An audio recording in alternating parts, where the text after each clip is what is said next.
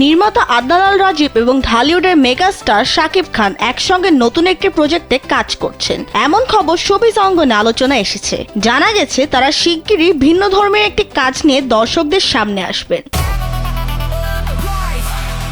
দীর্ঘ ক্যারিয়ারে অনেক সফল সিনেমা উপহার দেওয়ার পর এবার শাকিব খান ভিন্নভাবে নিজেকে উপস্থাপন করতে যাচ্ছেন বলে শোনা যাচ্ছে। বিষয়টি নিয়ে ভক্তদের মধ্যেও আগ্রহ তৈরি হয়েছে।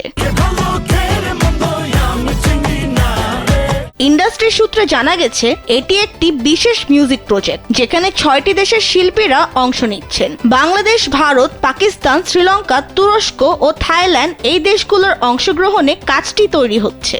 সূত্র অনুযায়ী প্রজেক্টটির কেন্দ্রীয় মুখ হিসেবে থাকছেন শাকিব খান এবং এর পরিকল্পনা ও বাস্তবায়নে কাজ করছেন আদনান আল রাজীব।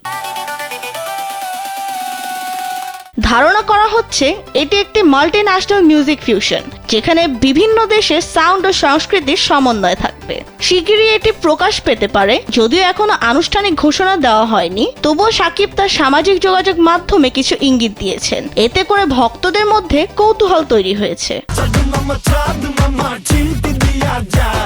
বিনোদন ডেস্ক, কালবেলা। খুশিতে নাচবে আসমান জমিন।